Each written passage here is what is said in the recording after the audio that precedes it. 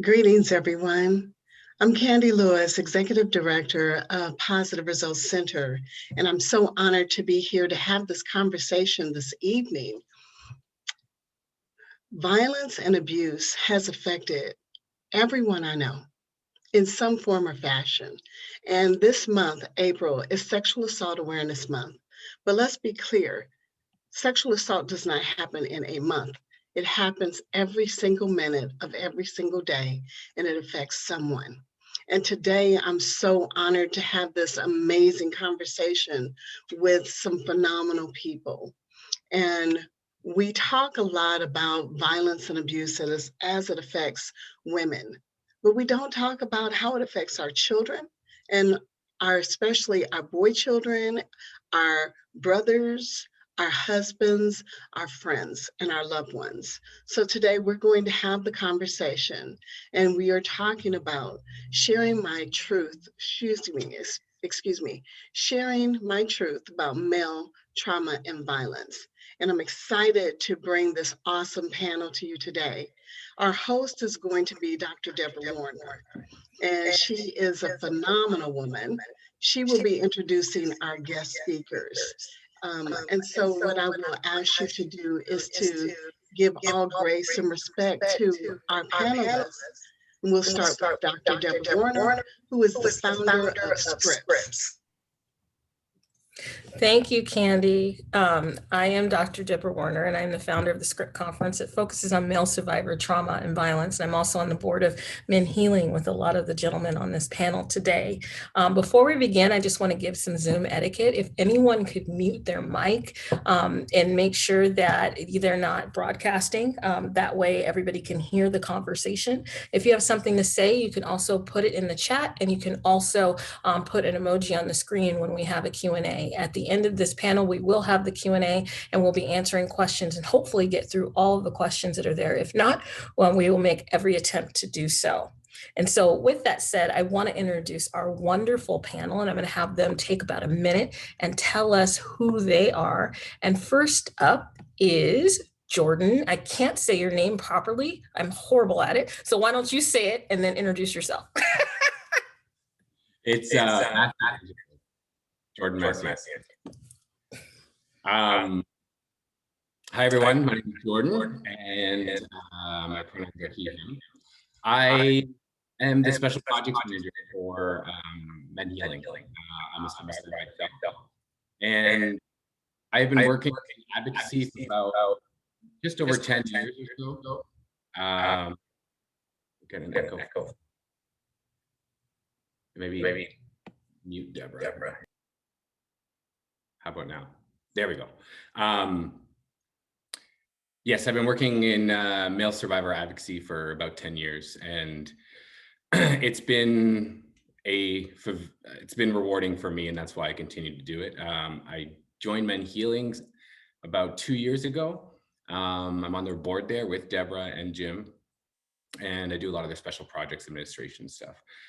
Thank you all for being here. I'll pass it on back to Deborah and introduce the next presenter. And Jim Struve, you're up next. Okay, thank you. Glad to be here. My name is Jim Struve, and I am the Executive Director of MenHealing. I am a licensed clinical social worker, have been in private practice over the years, have worked in a lot of agencies over the years, and this is actually my 46th year of being an advocate and social justice worker for this particular issue. So have been in the field for a while, have done some publication and done a lot of organizational work. So I'm real committed to this issue and appreciate being included in the panel today. Thank you. And David Washington. Hello, great to be here. I'm here from the state of Maryland. In David Washington, I am a licensed clinical social worker and a licensed clinical alcohol and drug counselor. I am a survivor of rape and sexual assault. I've been in the field of trauma-informed services, specifically trauma-informed services for males behind the walls that are currently either in prison or in jails. And it's an honor to be here to share my journey. Thanks. Thank you for the wonderful panelists. So what I'm going to do is ask the questions kind of in a round robin format. You can answer all of them, or you can answer some of them for your area of expertise, but I think it's going to be a really robust conversation. And so the first question that I have is, how is this topic so important to you as an identified male survivor? How is this topic so important to you as an identified male survivor?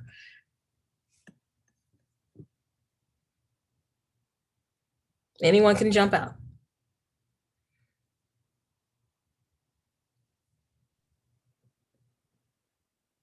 I'll go first. Okay, Dave. Thank you, Dr. Deborah. For me, identifying as a male survivor, specifically as a person of color, as an African-American male, I decided to come out and share my voice in the mid-2000s because I wasn't seeing any men of color sharing their stories, at least the ones that we were seeing on TV. The other one is I wanted to share my story for my family, where I didn't know that there was anyone in the family who had been sexually assaulted, but when I went public with it, other members of the family came out, and eventually some other males informed me that they had been sexually abused as well. For me, it's so important to share that men can have resiliency around this issue, that we don't have to be silent, and that we don't have to have symptoms without being able to seek for guidance. And the other thing is that for me, at least being public here today is a form of healing. Actually telling my story actually helps benefit me in looking at different pieces of the story. And I think the word identified male survivor is really important to that question, right? So, and Jordan, why don't you tell me why that is so important to say? For me, I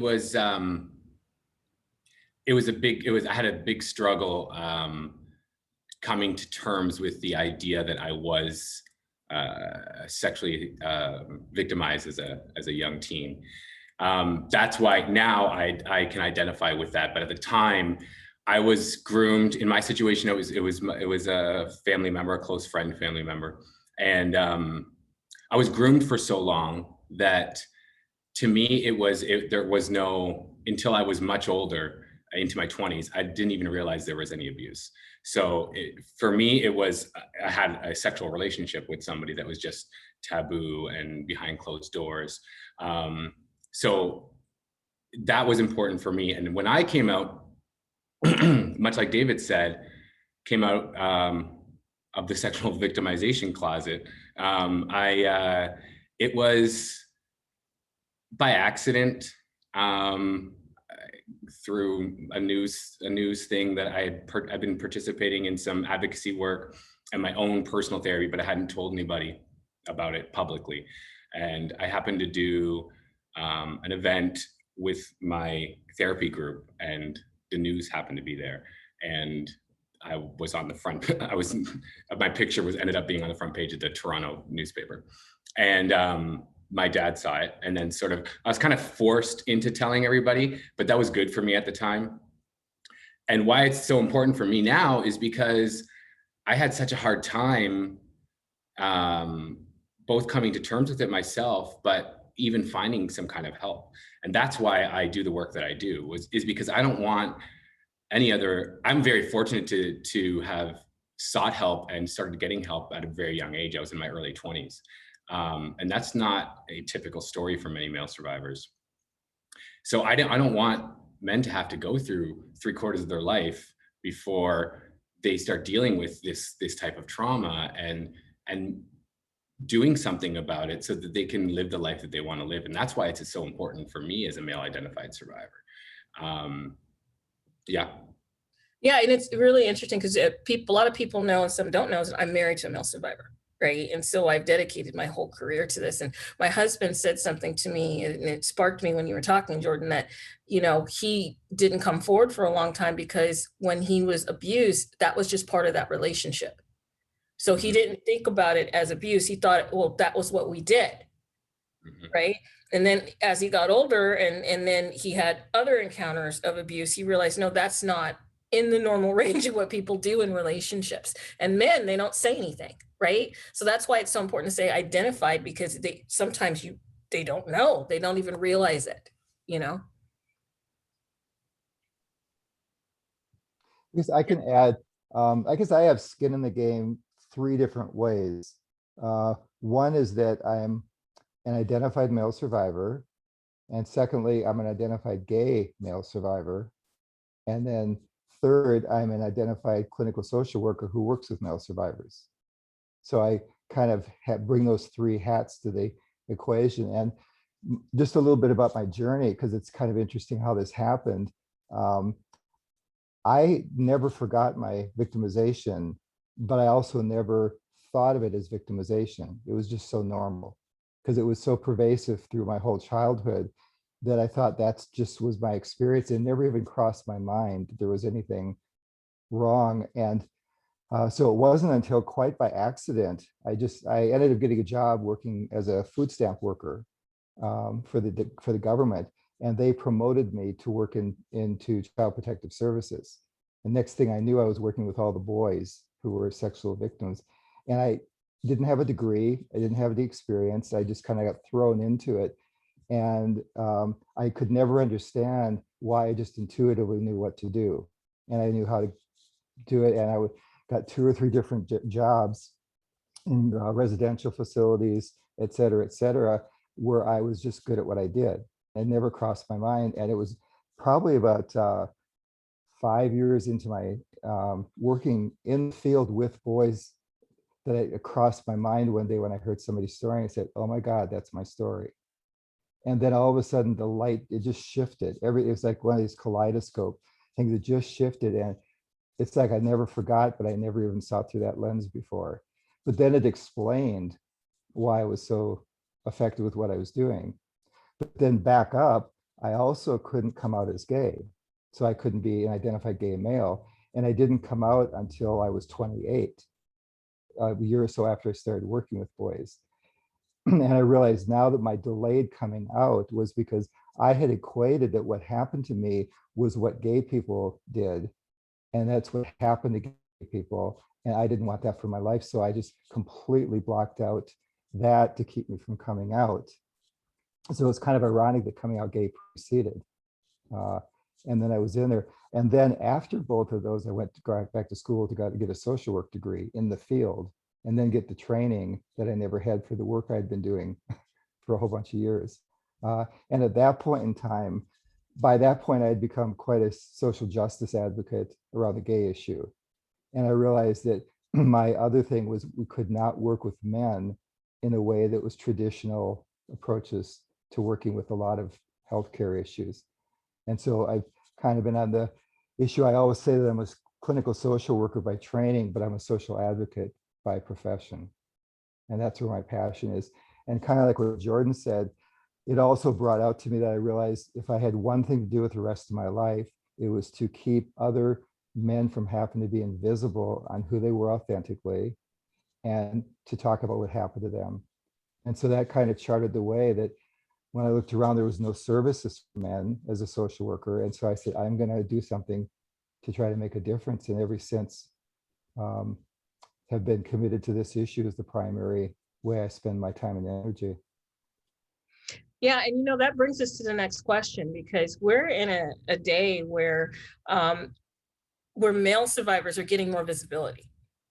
People are coming out, people are speaking, there's lots of celebrities, and I've noticed that. And at sometimes you couldn't even say this and people just run the other way. And now people are beginning to listen.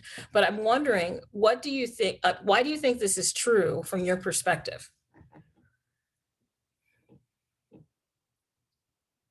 I mean, I know why I think it's true. I'm just curious on what you think, because I'm a woman and it's a different thing for me. Why is it true that men are being visible? They're more visible now. People are listening, they're believing them, right? So what is the difference? What's the shift that's going on right now? Well, I think we reached some level of critical mass of people who are being visible. Because like what I was saying, my experience, I think Jordan and David are saying something similar. There was no reference point. It just wasn't there. It was a gendered issue, and there was no reference point.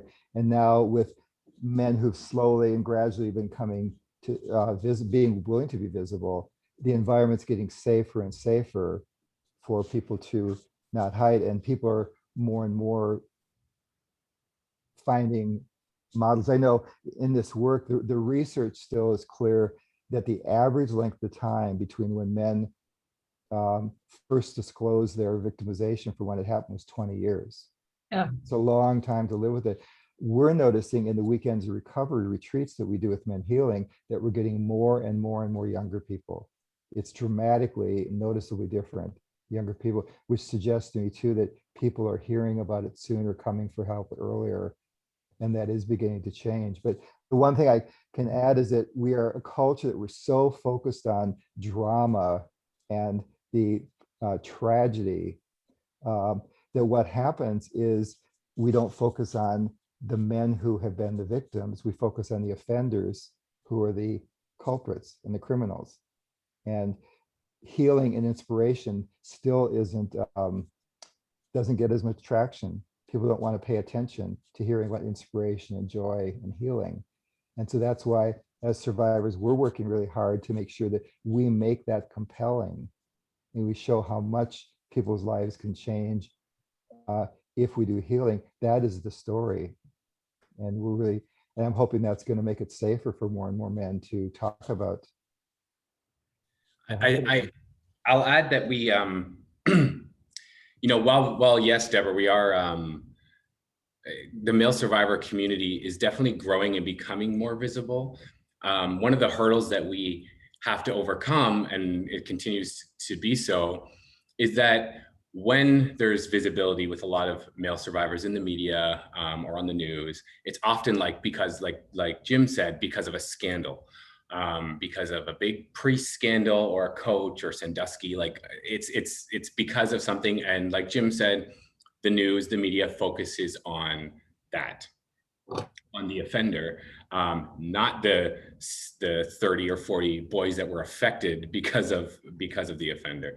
And that's sort of the hurdle we're trying to overcome, is that the survivor stories are what's important. The male survivors have stories to tell. We all have stories to tell. And it's the offender's story is not important. It's the people who were victimized and how they've come through it that are important. I think we are getting better. I mean, I can attribute a lot of my healing to this is a little side story I'll say quick, but when I was, I think 19 years old, I went to the Toronto Film Festival. I was a film student, so movies were my thing. And I was looking through a bunch of titles and I saw this listing for something called Mysterious Skin. You may have heard of this movie called Mysterious Skin. And it was premiering at the Toronto Film Festival. And I read the synopsis and it was kind of weird. And I was like, oh, it kind of sounds like a sci-fi movie. And I'm a big genre nerd. So I took my girlfriend at the time, I bought tickets and we went to go see Mysterious Skin at the film festival. And I had never seen any kind of, if you don't know, that film is about two boys who were sexually victimized by their baseball coach, and they sort of, one turns to sex work and one turns into, he blocks out the entire thing, and they sort of reconnect towards the end of the movie. And I had never seen anything like that on TV or in movies before. And I'm sitting there in the theater with my girlfriend beside me who doesn't know a damn thing about anything that's gone on. And I am in hysterics by the end of the movie. And she was like, that really got you, eh? And that made me tell her my story. But the story was focused on the survivors. It wasn't focused on the offender. So things like that do really help the movement, the male survivor movement, but those are still few and far between, in my opinion.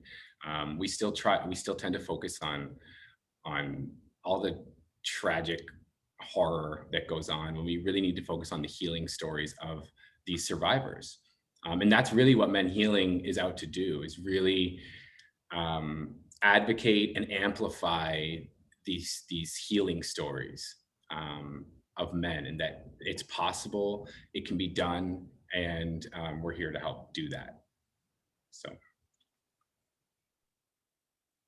And for me, even as the level of awareness has risen, we still don't know the stories of those men and women off camera, right? So while we're raising the level of consciousness, there's no follow-up on what happened to those men after they've gone public. And I remember I was in undergrad school, and I had shared with the class of fellow social workers, these are the individuals that are going to be in the field working with us. And I remember a number of the guys saying, you shouldn't share that. And I thought, wait a minute, what do you mean I shouldn't share that? That's my story, that's my truth. And I think these are the individuals that are going to be working with us under the labels of some disorder, which is not what we have. We don't have a disorder. And just the level of awareness, at least, and I went to an African-American college. I went to a historical Black college. And I was so grateful that the professor said exactly what I'm saying. If you guys can't hear that in this classroom from your colleague, how are you going to hear it from a male that comes seeking therapy from you? And then the other thing is, even though we've raised the level of awareness, I don't see the funding.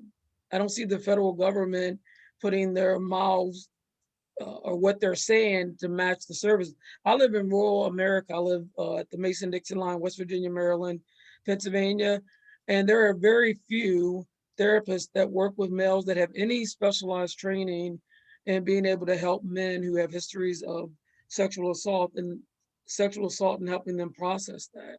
So I think some of the dynamics are, yeah, we're raising the level of awareness, but we need to do more. So I'm grateful for groups like Jim, Jordan, and yours that actually look at the recovery aspect of it and not just the trauma side of it.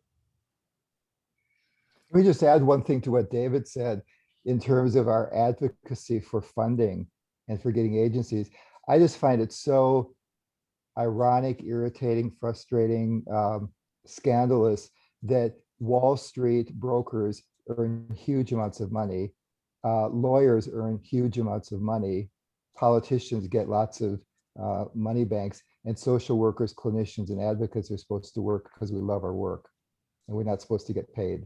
And until that changes, of course, the whole system has to be altered to put money into people's lives and to addressing these kind of important social issues. Oh, absolutely. I mean, it's a whole social justice issue.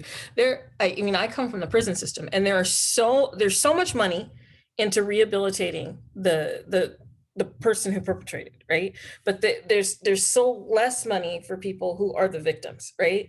And it blows my mind. They steal the show from the people who are survivors. I mean, look at all the stuff on TV, and I look at all the people who have perpetrated and sexual assault, because we're in Sexual Assault Awareness Month, right? And yet they're saying, well, yeah, but you know what? They were a good director, or they were a good basketball player. And I'm like, I'm glad they have that talent. That doesn't change that they've changed someone's life in a way that they can never get that back. You have before that happened and after, right? And you're never going to be like what you were before, and they don't see the damage and the ripple that takes, and so there needs to be funding into that kind of stuff, and it's not there. Candy, I see you nodding. You have something to add? Yeah, absolutely. There's not enough funding for survivors across the board, but especially when we come to men or boys, because people don't want to acknowledge in the first place that men and boys could even be abused. And that is a problem. There is a question. I'd like to go back and thank everyone who's here today. And one very active person in the community has joined us. His name is Dante Morrison, and Dante has a question. Does the panel feel the community response to sexual abuse differs between gay and straight men?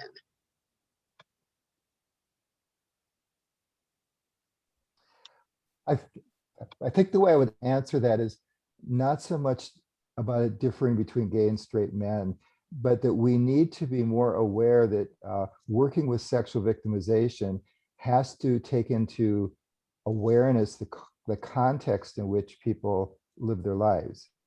So we can't apply what we know about working with women generically to men. We can't apply what's being done for research on white survivors to people of color. We can't assume that the experience of straight white survivors applies to gay and or people of color. The point is we have this tendency, and its funding perpetuates this, agency requirements perpetuate this, that once we get the answers and it works one place, we assume it applies across the board. And then we lose the people we're working with. And what we don't really have in our culture is the time to sit down, and before we start applying treatment and intervention, we talk to someone, tell me about your life, where you're coming from, what's the context of where you're living. So then we can apply what we know to the lens of the people we're working with. And some of it applies widely, and some of it doesn't apply, period. And we have to be, learn how to be agile with doing that. So I guess back to the question, some of it's similar, some of it's very different, working with gay and straight. One thing I can't say is that that particular issue brings up, there are some myths that accompany male victimization that aren't as prominent for female victims. And one of the issues is that if you're male and your abuse, well, whether it happened by a male or a female offender, generally, that's probably what made you gay, or you're a time bomb waiting to become gay. We don't have that same dynamic around female abuse. She's waiting to become a lesbian, or now that made her a lesbian. But that is so prevalent in the male area. If you were powerless, vulnerable, and let that happen, that's generically, mythologically assigned to gay. So therefore, tons and tons of men never acknowledge their victimization because they don't want to be accused or assumed to be gay. So yes, that part of it does apply very strongly to the issue that's different working with males. A few years ago, I was a part of the Oprah 200 show where she had brought all male survivors onto her show. And then a couple of years after that, I was contacted again by Oprah to do like she used to have this series called Where Are They Now?, where she would do vignettes of past guests. So they did one on me, and it was on YouTube. The point of the story being, in that clip that I had done for Where Are They Now?, I discussed how the man who perpetrated against me used to convince me that I was gay, and that's why this was happening. I am gay. I identify as gay now, but I sort of explained that in this short video, and I cannot tell you how many comments, because it's a public thing on YouTube from Harpo, how many unfortunately I go through them every once in a while. You shouldn't read comments, but I cannot tell you how many comments are about, like, by people just saying that guy made you gay, or you're gay because of him, or seems like you were straight until that happened. And there's hundreds of comments on that video, and I would go to say at least a third of them are about that issue, that I am gay because of what happened to me. And like Jim was saying, it's a huge myth, and intellectually, a lot of people might know better, but when it comes, those comments don't lie. Like people don't know that, are ignorant to it. So it is a very big issue that it turns you gay, that perpetrators only perpetrate against gay people. And then, like Jim said, it manifests in that person's sexuality. I didn't come out until I was 26 because I was so sure that I was turned gay by my perpetrator, and that was something that anything to do with him I was against. So I wasn't going to be gay because, like Jim said, that was what gay was to me. So it's so prevalent, like to this day. That has been very hard thing to change in a lot of people's minds, I think. At my church, I used to do groups for the Department of Health, and it was called Rewriting Inner Scripts. And it was specifically for same gender loving males and same gender loving African American males. And on a number of times when we would do the groups, and some men would share that they had been either raped or sexually assaulted, group members would literally say, "You knew you wanted that." And I'm thinking, like, where did that come from? And as we were doing the manualized program, we talked about like internalized oppression. and that some of the shame and guilt that's associated with rape and sexual assault can also become a part of the community. And I often wonder, like, how has that manifested itself in the African American community? But I remember thinking, why would they say, you know, you wanted that to happen, other than some internalized oppression within themselves, or the possibility that they had that happen to them. But in male heterosexually identified groups, I would always see more support for the person who says that they were sexually assaulted or raped than some of those controversial statements that I would hear in the LGBTQ community. Yeah, and I do know that cultural differences occur, especially in African American communities, Hispanic communities. I mean, I've seen it, you know, with my husband. I've seen it working with African American males. Just in who the relationship was and what occurred makes a difference in how people see you sexually. You know, and if you become very hyper masculine, that's something that goes into it culturally. You know, have you guys seen that? But yeah, I think what we're talking about here, you're raising that this is another way where we really have to be careful as we're approaching an issue like this, Mhm. that it's not a singular part of someone's experience. Yeah. And so very frequently what we have is working with people, if we don't talk to them and understand their experience, we don't see the layering of experiences. And there can be layering of marginalization. There could be layering of oppression. There could be layering of experiences. So the more intersections you have with those layers and they're not being visible. So yeah, people of color, well, let me say it this way. If you're white male privilege, and then if you're white male but gay, or you're a person of color who's gay, or you're a person of color who's gay and also a survivor, or a white gay person who's survived, the layers begin to get exponentially more influential on how you process the experience. And the layers of trauma also, when you developmentally came to terms with your identity of a person of color, someone who's sexually different, a survivor, you have developmental impacts of how much that affects the shame, your resources, your resilience, etc. So we really have to be conscious of talking about those experiences and how they play out differently, so that the difficulty is that when someone doesn't make define progress in a certain way, we can easily start blaming the victim for what they're doing, instead of realizing that's the complication of the layers of oppression, the layers of trauma that you carry with you. So when we think about male survivor trauma and violence, what should we consider regarding survivor response? How should we respond to that, especially if someone discloses?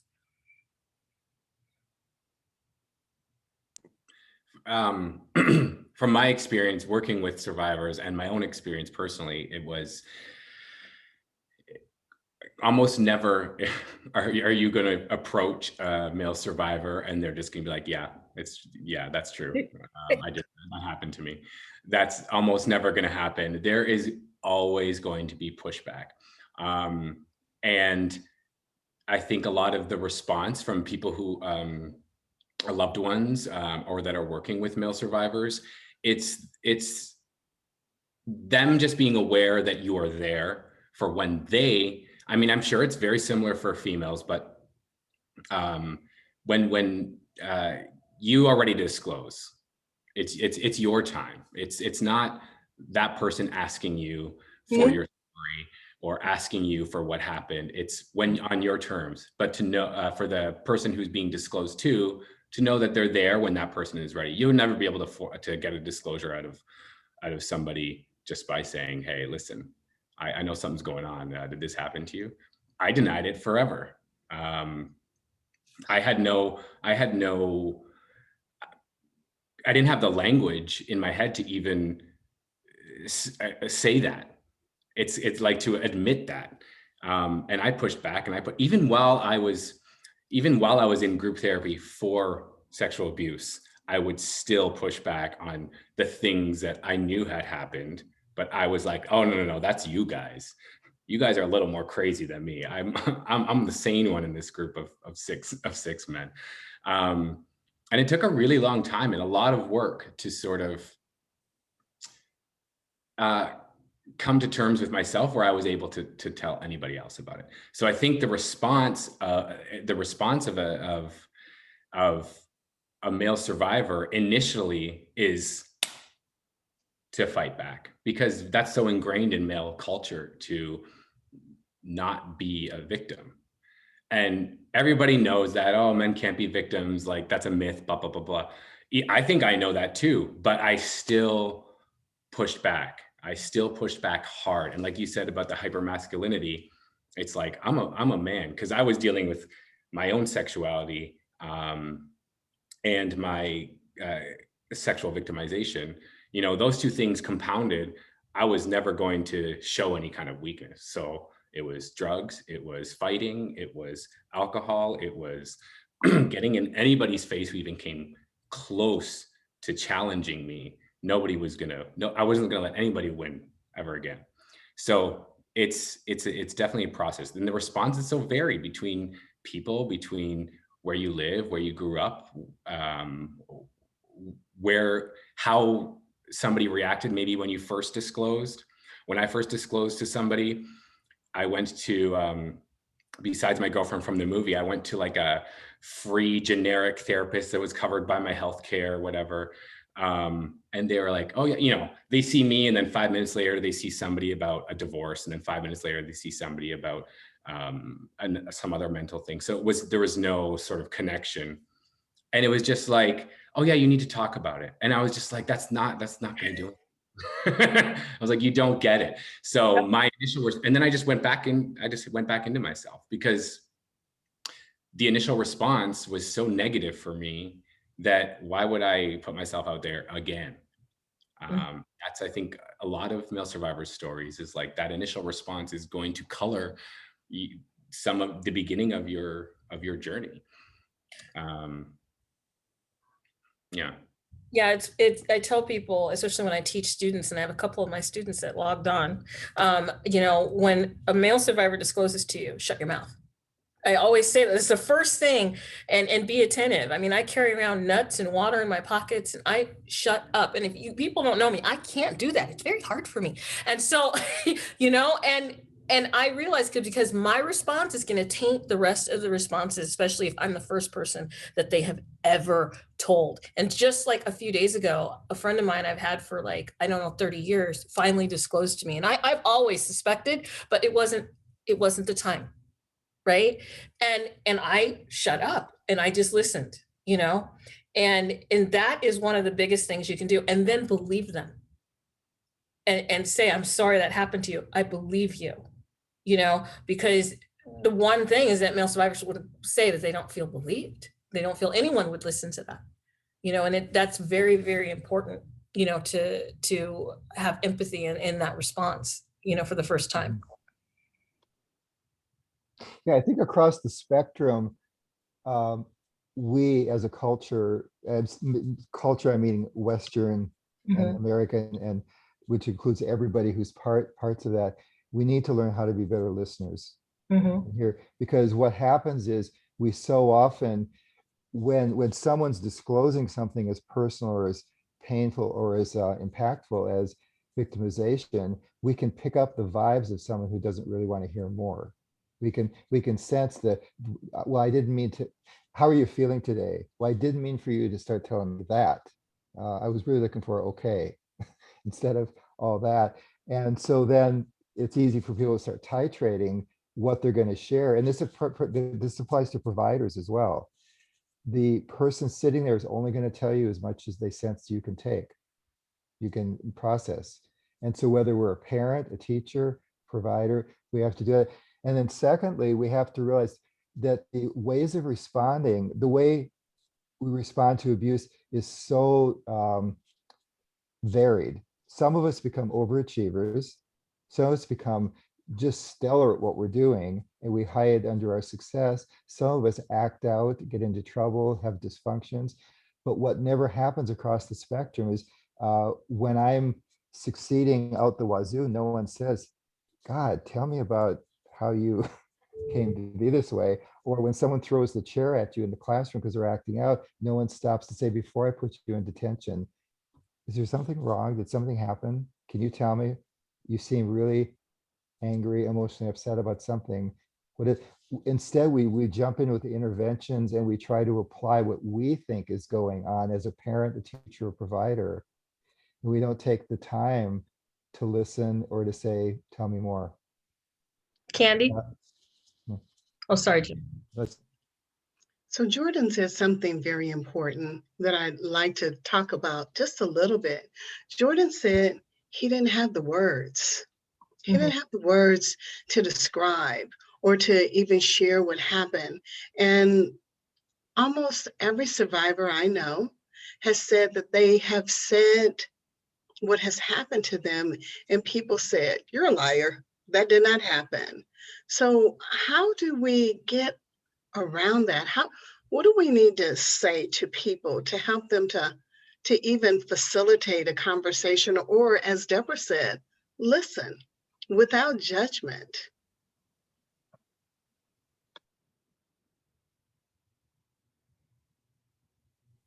Well, I think one thing is what, Candace, what you're doing today is one way of doing that.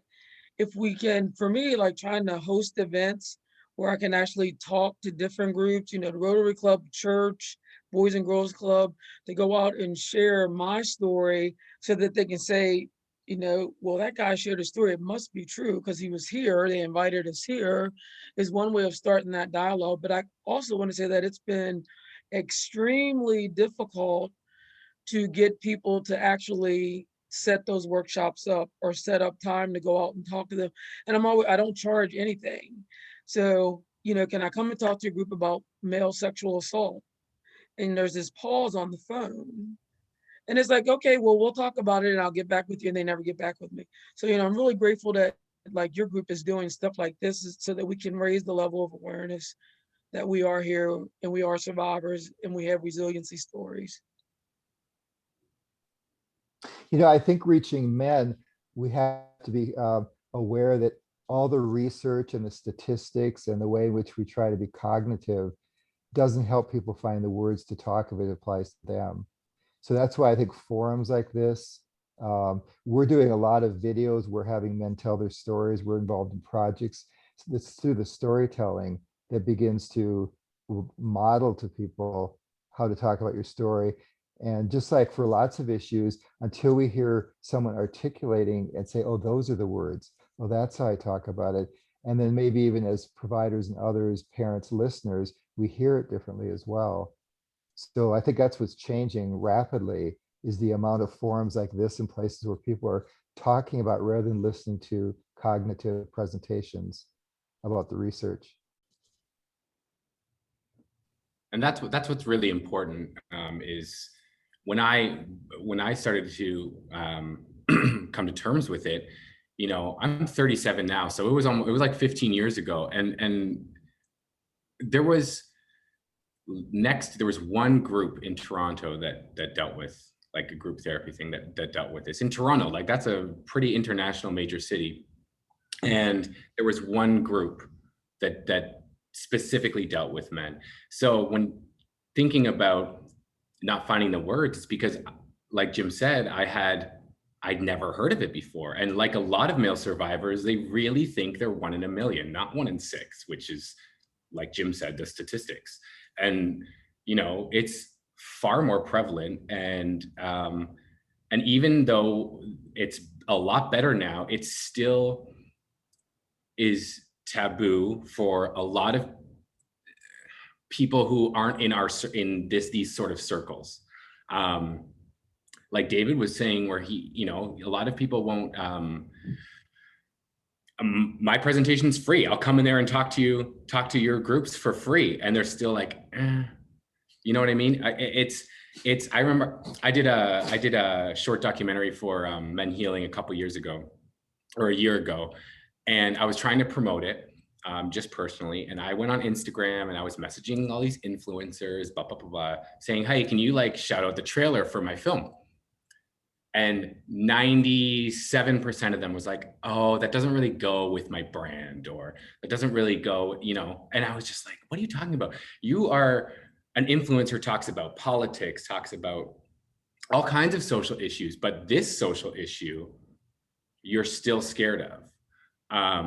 And it's really difficult to get people say they're on board with SAM, Sexual Assault Awareness Month, say they're on board with the awareness part of this issue. But when it gets down to the nitty gritty, it can be very difficult to get people to do action. And it's, you know, and that's why we do the work we do, because we need to show the world that these men are out there and they have wonderful, wonderful stories of healing that other men need to see so that they get inspired to heal themselves. And how would communities, you know, promote healing for survivors? What do communities need to do? I mean, I know we talked about some of the things we're doing, and I know I do S.C.R.I.P.T, and that's why S.C.R.I.P.T is free, so I can tap into every market. But what are other things people can do?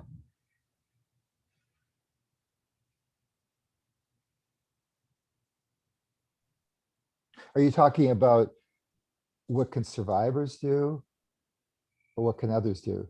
Both. Both.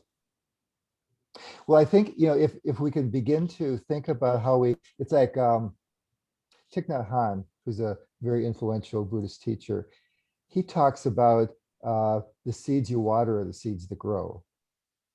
So we need to be kind of like we're agricultural workers. And if we're survivors, we need to go out and plant lots of seeds in our families, in our churches, in our workplace. Plant a seed by disclosing, by sharing something about the issue. If we're people who are interested in this issue, like on this forum, find places where you can bring this issue to other people's attention and bring it forward. That's part of what Sexual Assault Awareness Month is about, is it's identifying it, putting out in front of us. So maybe then the other 11 months of the year, we will have the ripple effects of the seeds growing and the seeds sprouting. And then each time we come back, we harvest more and we plant more, and we keep using the seed. So it becomes more grassroots in different places. And I think the other thing that as Americans, Westerners, we're so focused on the big achievements, and we forget it's the small seeds and it's the small plants that are the most beautiful sometimes, and the ones that have the most influence. And sometimes when you go for a walk, you remember that one flower you saw, not the whole garden. So that's kind of the attitude I think we need to take.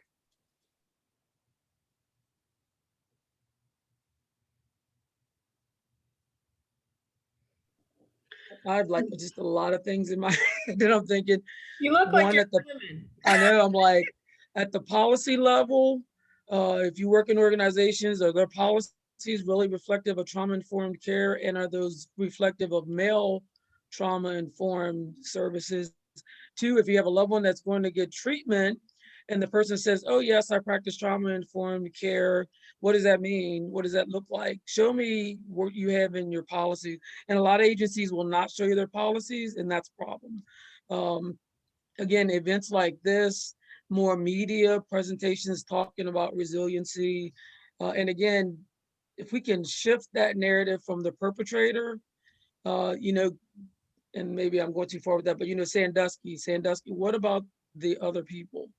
We still know Sandusky, but we don't know the other people. And how do we change that narrative in our local communities with the men who are willing to come forth and share their spiritual wounds? Because I thought I saw a question there about post-traumatic stress disorder. And for me, I prefer the word that I have a spiritual wound that I'm healing through spiritual work. Let me ask you a question. Oh, sorry. I'm sorry. You said through spiritual war. Is that what you said, David? Spiritual wounding, because in the Native American custom, they don't use trauma. They talk about wounding and spiritual wounds. And I got to work with the Arapaho, and they taught me that. And I just think that's really reflective. And when we're working with men, this has just been my journey. When I say trauma, the men are like, no. But at least and working in prisons and jails. But when I talked about spiritual wounding, especially in the African-American community, people really resonated with that as the terminology versus we have a group that's for trauma survivors. I'm not a trauma survivor. We have a group that works on spiritual wounds. Oh, let me go see what that's about. You know, and that's one way of like pulling people in. They can always say no, but it really changes the people that presented for the opportunity to go through our program that we had in our detention center. Thank you. I like that. Changing the narrative, changing the conversation, changing the words can actually change lives. Thank you. I think Jim could, we put out, MenHealing put out an incredible animated short video about that specific, changing the specific words of post-traumatic stress disorder and what that can mean. Maybe Jim can talk a little bit about that sort of movement. Yeah, if you go to our website, menhealing.org, look for the video section. There's one we put out last summer. It's called Reframing Trauma.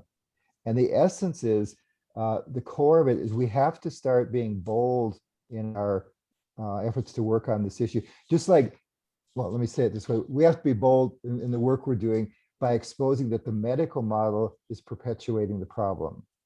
Because post-traumatic stress disorder blames the victim. Post-traumatic stress disorder assumes that there's a character flaw. Disorder assumes that you're stuck with it for the rest of your life. Being victimized is an injury, and injuries can be helped, injuries can heal. And if you're someone who's had this happen to you and all of a sudden you are thinking of yourself as disordered, the shame, the absorbing the blame, et cetera, just goes on and on. So we need to get the system turned upside down and realize that lots of those things need to be changed. And then also it kind of begins to ripple effect from there, because how many other issues, attention deficit disorder, borderline personality disorder, dissociative disorder, it's like the whole DSM is built around pathologizing and blaming people rather than actually liberating and helping. So that's the fundamental core of the issue, and it's particularly relevant for survivors. And then the other thing that leads to is how the medical establishment, whether it's physical or mental health, does quality care. And we assume if we find a bunch of white people and do research, then it applies to everybody. And so that's what we call best practice standards. And we don't say, well, how many people of color, how many men were reviewed for the women's research, how many people of color were interviewed for that research that you had 2,000 white people, et cetera. We just assume if it's best practice standards that it's proven and it works. And excuse me for the word, but we need to call shit shit. And if we could do that, then the seeds are going to grow differently too, that we were talking about planting. Yeah, I totally agree. You know, and we talk about this, we talk about survivors, and you talked about blaming, you know, it kind of blames the victim, the system does, right? And one of the most profound things that my husband said to me was, it's not that I don't want to, it's that I can't. You know, he just wasn't there in his healing. And I realized, you know, when I work with male survivors, it's a lot of what happens. Like, you don't have your words, you don't have those things. A lot of that was taken, you know, and you have to redevelop it. And when I realized it's not that he doesn't want to, he can't do that. It changes it, doesn't it? It changes how you view it. It changes how you create programs, right? Because you're healing something. You're not just putting it in a deficit model.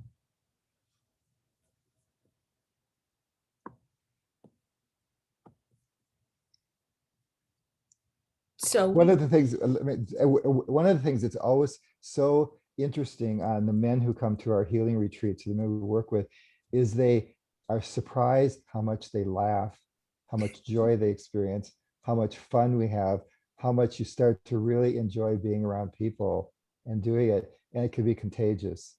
And again, we have this model of you're going to go in for help and therapy, and then, oh my God, your life is going to be a mess for years. You're just going to be dealing with all this heavy traumatic stuff. And I think if we can get out of it, and back to what David was saying about spiritual healing, so you do joyful, exciting, life affirming kinds of things. That's part of what healing is about, is life affirming. So I hope we can, there's kind of a similar theme here being talked about, but turning the system around a bit. Yeah, and here's a question. What is it like for a male to be compassionate, vulnerable, and have feelings? Jordan? It, it is hard. It took me a long time to relearn those concepts, and understand that me feeling those concepts and acting on those concepts wasn't me being a weak man or girly or gay or whatever. But I have only healed because of those concepts. I have only healed because I turned my anger into compassion, and I turned my hate for everybody and everything into love for everybody and everything. And those are so essential, much like what Jim was talking about. My healing in particular, personally, wasn't about like necessarily reflecting on all the horrible things that happened to me and the things that I did, and the drugs and the sex work and all that kind of stuff. It wasn't drudging all that crap up. It was finding my joy again and living that joy, because that joy just takes over all that other crap. Once you really find that and give into that part of your life, that all those healing things, they overshadow the other stuff. But that's sort of the hard part about healing, is you really have to discover all those great things again. And you will never meet a more empathetic, compassionate, loving person than a survivor of sexual victimization. I can guarantee you that. They are some of the most loving, friendly, compassionate, empathetic, caring people in the world. And they feel the energy, they feel everybody else, and they love hard and deep. So that's why healing is so worth it. It's hard, it's rough, it takes a long time, but it's so worth it. Anyone else for that question? Because if not, we're going to move into our Q&A section to keep us on time. Well, just quickly say, I think it's an extremely difficult emotional state to be in. And it goes back to what Jim was saying about the layers. To be vulnerable in the process and work through the sexual assault, I was able to move through that. But then there's this layer as an African-American male, and in the last couple of years, to be, in my mind, to look vulnerable, to be walking down the street smiling and happy, I don't have the benefit of doing that. And I remember watching a video, I mean, this is a really old video, it was on VHS, it was called Post-Traumatic Stress, The Doctor's In. And a Vietnam veteran said, to have those feelings and to share them would equal death. And as an African-American male, that's how I experience the world here lately. So trying to recover from sexual assault and rape, and trying to deal with being a man of color, moving through the world where it is now, it's extremely complicated. And thank God for recovery, right? So I think that's one of the nuances of being vulnerable, loving, compassionate, because I think I'm all those things until I walk down the street, and I'm like, oh, wait a minute, don't smile, So. But I would just add really quickly, one of the things that was so instrumental for the movement for sexual identity liberation was when the movement changed from homosexuality to gay. We reclaimed the word gay, and all of a sudden gay had totally different power and meaning. We need to do the same around masculinity. We need to reclaim compassion. Compassion is an attribute of masculinity. Compassion should not be an oxymoron with masculinity. It should be front and center. Compassionate male should be a model. I agree. Oxymoron. I always have loved that word. It always makes me giggle. So inside of the chat, we have some questions. And the first one, which I think is a really big question, what part did forgiveness play in your healing?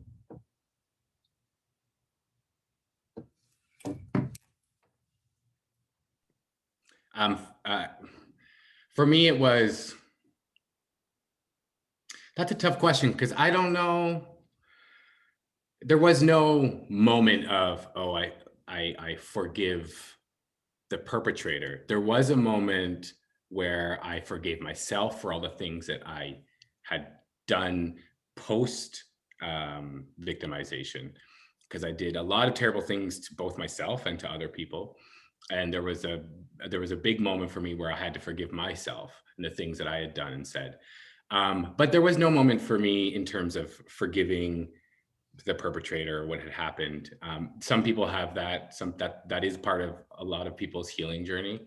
It wasn't part of mine. That him and that the incidents became a non-issue for me. Like it wasn't something I wanted to really sort of force myself to do.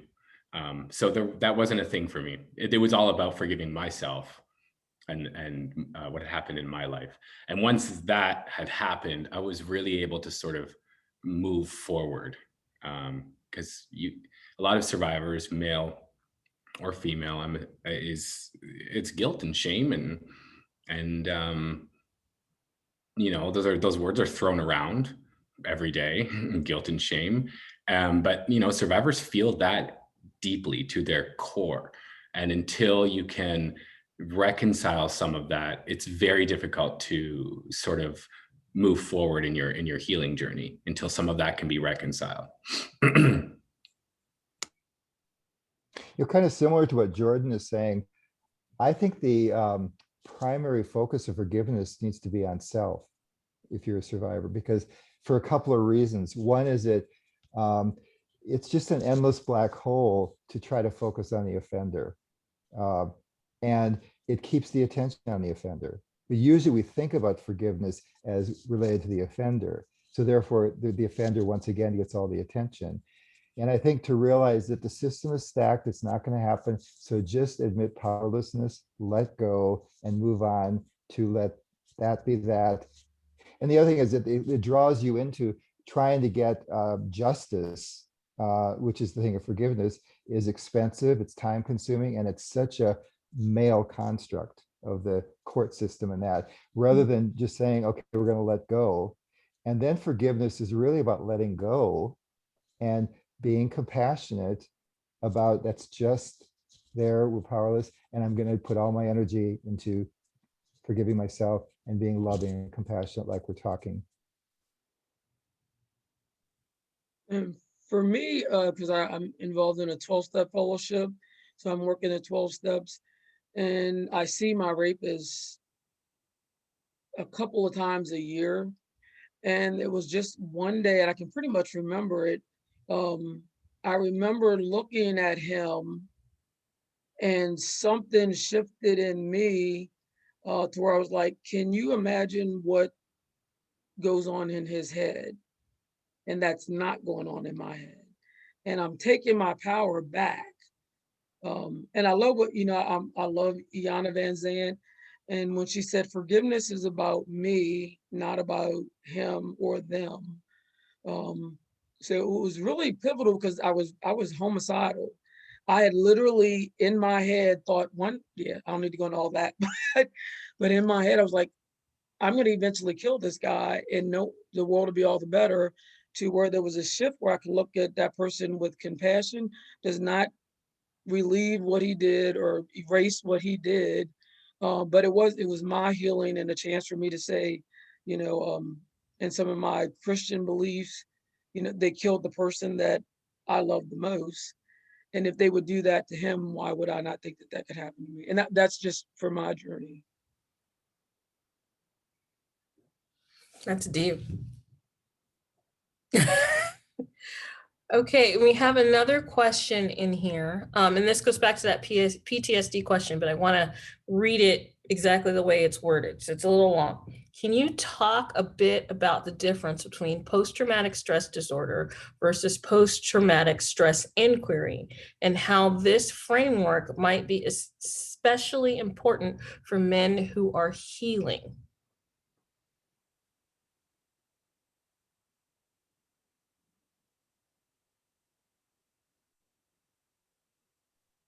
Well, again, just to reiterate part of what I said, I think the post-traumatic stress disorder, historically, it emerged out of our frustration and difficulty in understanding the experience of people in war and combat situations, because there was noticeable impact, but we couldn't make sense of what all it was. And so we did two things with that. One is that we began to see there was some trauma that people were carrying. They absorbed the experience. And then we had to find some framework so we could figure out how to work with people across the board. And some very brilliant, but probably invested in the current ways of the world at the time, came up with a diagnostic model. And that was built around the issue of what was the problem with the people that were happening, and now what's the situation they're dealing with. So we put all the emphasis, and disorder seems to be an unfortunate choice of words that emerged, but the whole diagnostic manual then focused around disorder, and it was applied across the board. And kind of really similar, one of the things that I work with a lot around gay people is everybody's talking about the impact of how gay people struggle with all the issues they do, and the focus is on treating the gay person who has the problem. And I always say, what about the community that's causing the person to have that problem? And if the community wasn't like that, they wouldn't have a problem.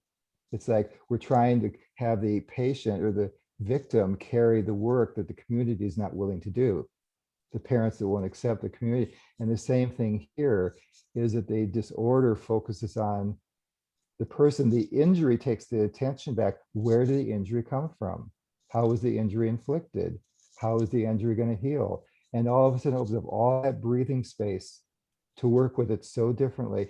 And what's ironic is the way in which the biases get applied so subtly, because we don't as frequently, when there's a shooting, a mass shooting or a school shooting, or we don't talk about the victims as being disordered.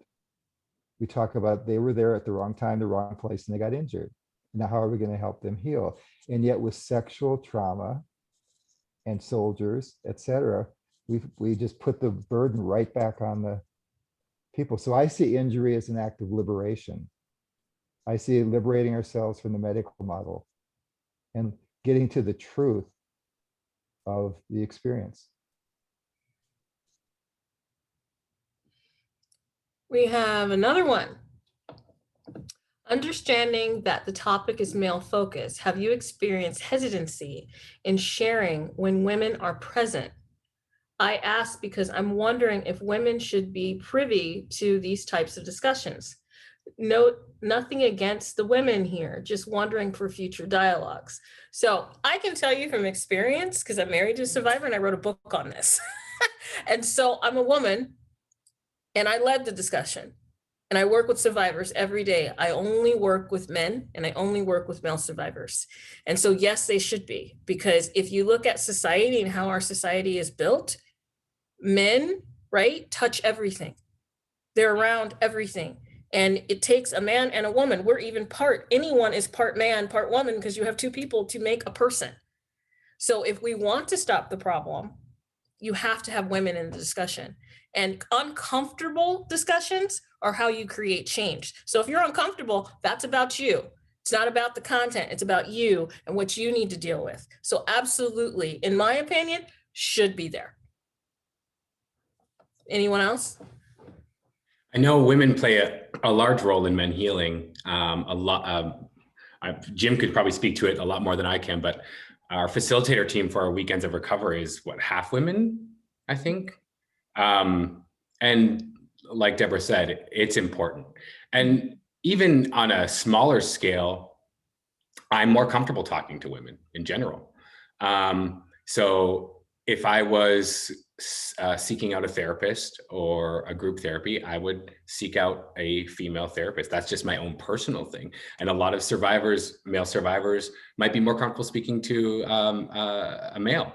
So a lot of it is that as well. It's a personal thing, and that can differ across the board a million different ways. But it's smash the patriarchy, but women really are the ones making the big difference in the world at the moment. So they do need to be involved because they're the ones who are doing something about it. I guess I'm kind of on a roll for systems change. I keep coming back to that, but I see that one of the other paradigms that has to change is the binary around gender. Mhm. And that we have this really strict binary model, and men do this, women do that, men do this, women do that, et cetera, et cetera. And I think we need to go for fluidity and engagement and find ways that, yeah, there's time and places when I want to be with my men friends, where I want to hang out with my guys, whatever. And there are times when I want to be more with some of my female friends, female. And what I wish for is the fact that we can fluidly and gracefully mix and mingle. And therefore, we need to be together when we can. And I think if we can get past some of the binary construct, what happens automatically is this division we have in our culture of things being either or. They're this or that. They're that way or this way. And I think we become much more inclusive, and we find that we have more in common than we have different. And we need to have opportunities to find our uniqueness and our differences, but not in a divisive way, in a graceful, loving way. But the binary construct keeps us divided. And it keeps us into, and it's even like with the field here, how long it's been where if we're going to start opening up to males, then we take away money from females. If we open up services to men, it'll diminish money from females. We need to be expansive while we're being inclusive. And there shouldn't be a competition. And that's why we want women to be welcome in our events and our programs. And we want to learn that we can be together instead of that we have to be separated. It's also all about changing gender norming thoughts, right? And my little boy, I had my heart danced one day because we were watching Lord of the Rings, and the last one where the girl puts on the guy's helmet and she goes into the battle and she takes the other hobbit with her, right? My son turned to me with sword in hand, right? And he goes, "See, mama, you wouldn't be the only girl in the battle." Because he knew I'd be on that field, right? And I was like, how did my son pick this up about me, that it's, I'm so gender neutral, like it doesn't matter, right? And he realized that was a difference in society, but he knew that his mama would be fighting with the guys, right? And I was like, oh my God, like that's where it starts. It starts with teaching those things, and you don't even know you're doing it just by having an open mind, So we have a conference, and it's called Promoting Healthy Manhood. And it is about having these types of discussions. Now, in the past, we, a all Black, all woman agency, hosted this conference for all men. And the thing is we invite women, but we only have the men speak. And the reason that I did that is because I find that so often women don't understand. And also women who have been either hurt or victimized or abused, most often by men, want to blame men, and they don't hear and they don't listen. So we've had some very successful conferences where the men felt free enough to share because they didn't feel blamed. That is why we had the conference the way we did. And it turned out to be such a great event. And so I definitely believe women should be in the conversation. But I think we women also have to learn how to heal and how to hear and not to judge and blame. I agree. And we need to promote more of an environment in which men stop and listen to women too. Because we don't have enough places where men are challenged to just sit back and listen and take it in. And so we need more of that in reciprocal fashion. In Yeah, any, because, go ahead. sorry, I was just going to say, because very often women, and I'm speaking from being a woman, we put it in terms that all you men, all this, all that, instead of identifying it and breaking it down to a person or some people. And so when you say all you men, it turns men off. And there's that interaction isn't really able to communicate across the plane the way we need to. So definitely, Jim, we all need to learn how to listen. And I'm loving this conversation because I think a lot of people have been listening. Yeah, And especially on Facebook. yeah, it's really important. And I know we're about to end, but I would really like to hear from you all. For those who have been victimized, and I'm not calling anyone a victim because you are not a victim, you've been victimized. How do they seek healing? How do they take that first step if they've not done it before?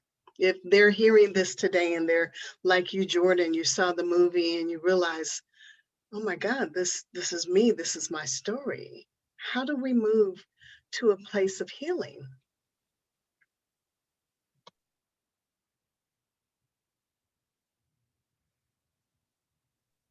One of the opportunities that we have now that we didn't used to have is social media and the internet. So I know when I was first getting started, I didn't even know where to start looking or doing it. And now I think just the fact that most people can do a Google search and do male sexual victimization or whatever variation of that applies, and organizations now exist that things are going to come up or events like this are going to appear. So I think we're at the point where, using the metaphor again that I've used before, the garden is growing. And if you just go out to look, you're going to find more things. And I think for a lot of men, where the internet has been helpful is it allows confidentiality and privacy to check it out first. And then maybe to begin to get a sense. So all of our organizations, if we can keep including messages that are gender inclusive, all the hospitals, recovery centers, crisis centers doing that, people will see images as well as then being able to go and find places, check it out. And hopefully that will continue. But I think it's probably the first step that's the hardest, is to take the risk to even check and find out what's there. I think for a lot of survivors, at least for me personally, I'm a big advocate of that adage that, you know, nothing's going to change until you change it. For me, I used to get so frustrated in sort of the early parts of my recovery because I was going to group, I was doing this, I was doing the online stuff, I was reading materials and books and stuff. And I was like, why ain't I getting better yet? And it was because I wasn't doing anything. I was just, for me, it was, I needed to actually change something in my life before my life was going to change. So, and that started off very small. And I attribute this to Miss Lynn McDonnell, an old friend of mine and my first therapist. She said, I told her, like, I said to her at the time when I was like plateaued. I knew I was aware of what was going on in my life, but I was still miserable. I didn't know how to move forward. Nothing was going. And she says, how do you walk to work? And I said, straight down Yonge Street, down the street to Main Street in Toronto. And she goes, turn down a different street tomorrow. Go a different way to work. And I thought, why? Like, that's out of my way. Why would I do that? But I did it. And it honestly it changed something because I wasn't doing the same old crap I was doing. And for me, it really was changing my route to work was a very small but effective step in my healing process. And even it's these little tiny things that you know, and it goes back to what Jim was saying about the drops of water. It all accrues and it grows bigger and bigger and bigger. I change my route to work. I start cutting out that one, stop texting and talking to that one toxic person in my life. You do these little tiny things and they grow and they grow, and it amounts to something. I don't think anybody has this sort of like massive turning point where they're like, I'm going to do this now and get better. I think it's these little tiny bits and pieces that you take and you learn from different spaces and different people. And once you start fitting those into your life, then you start to see. Then you can take off those goggles and you're like, oh shit, like the world is not, I mean, it is kind of a horrible place right now, but the world is not this giant snake out to find me and gobble me whole.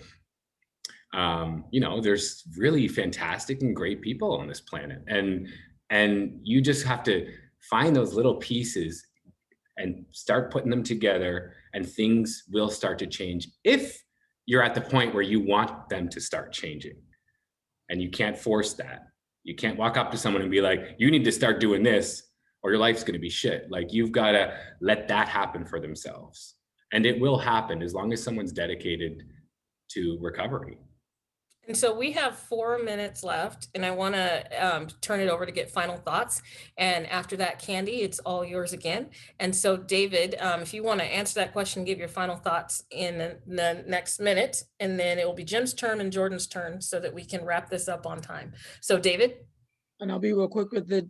I don't know who said it, but a journey of 1,000 miles starts with one step. And, you know, and if you're here tonight, you've taken a step. And the media, exactly what Jim said. And the only thing that for me that was really transformative was someone handed me a book called Victims No Longer by Mike Liu. And that book changed my life. And I'm so grateful to the therapist that gave me that, because I could take it home and read it and no one knew, and I would hide it under my bed. But, you know, if you're here tonight, you know, yeah. Yeah, I echo that. I think one of our ways of deconstructing toxic masculinity is to value the small steps, and to value that it's the work that we have to walk the path, that it's not going to be delivered to us, that it's not going to happen in one fell swoop, and that we have to be able to incorporate both the journey and the progression of things. Masculinity, sometimes we expect big only counts. The finish line only counts. And so again, everyone being here tonight is part of the experience. We're on the path together, and everybody here goes out and affects however many other people. And that's the ripple that keeps getting bigger and bigger. And I guarantee that everybody on this call either is a survivor or knows someone who is a survivor. So if we pay attention to that and reach out, we're already expanding what we're doing. Thank you all for being here. Jordan? And Candy for doing this forum. Jordan? Yeah, thanks everybody.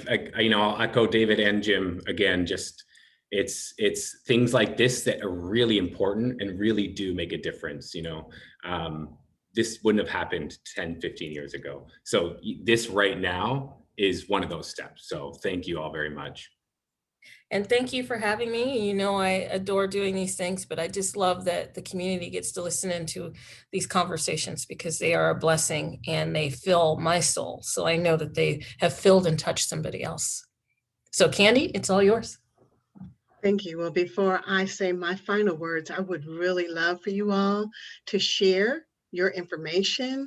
We didn't get a chance to put the slides up, but I would love to know for you all to share how people can contact you. And Deborah, I know we're going to go past a little bit past 5:30, but I would like for you to also share about S.C.R.I.P.T, which is happening July 16th and 17th. Yeah, well, I'll go first since you turned it to me. So July 16th and 17th, you can go to thescriptconference.com, and I'll type it in the chat, thescriptconference.com. And you will have lots of people there talking about male survivor trauma and violence. And this year's theme is leadership in the community. But also, it's not just on males, it's on everything, because remember, men touch everything, because we are all part of having, you know, a male influence in this society, correct? So it's really about talking about these issues and spreading the word and providing everything for free to the community. So if you want to be a part of it, you can still submit something, or if you just want to come and be a part of it, you can drop in during the day. It's on Zoom. We would love to have you. Again, it's July 16th and 17th, and it is at thescriptconference.com. And you can find me at drdeborahwarner.net or my Facebook, my Instagram, my YouTube channel, all of that. But if you just go to drdeborahwarner.net, you got it all.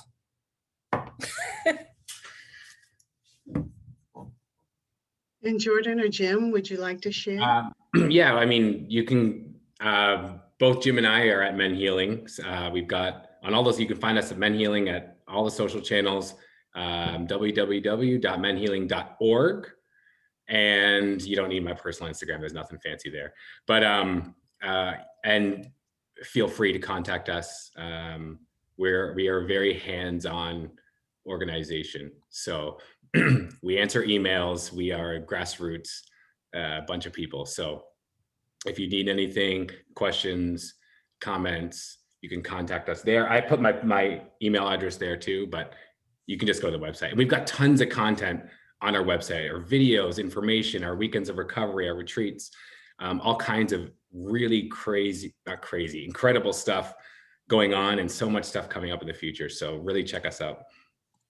And I'm on the board too of MenHealing, and it's a wonderful organization. So there's another place that you can find anything you want, but you'll be connected to all these wonderful people too.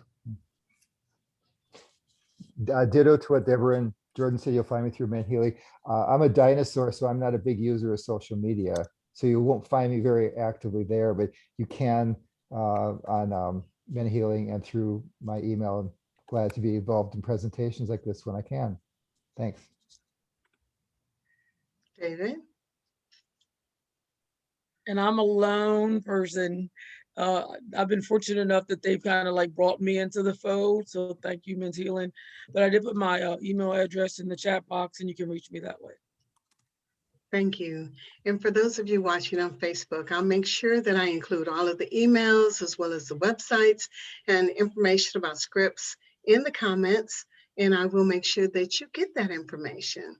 So right now, I would like to thank everyone who has been watching this conversation and participating, asking questions. I'd like to thank my friend Dante Morrison for getting the word out and connecting people. This conversation is critical that we have it all the time, all the time. Jim, Jordan, David, and Deborah, your thoughts, your words, your participation has been generous. It has been thoughtful. It has been critical. And I thank you so much. We cannot talk about sexual assault or violence or trauma or spiritual wounds without bringing everyone to the table. David, let me lift you up on that. Spiritual wounds, that is powerful.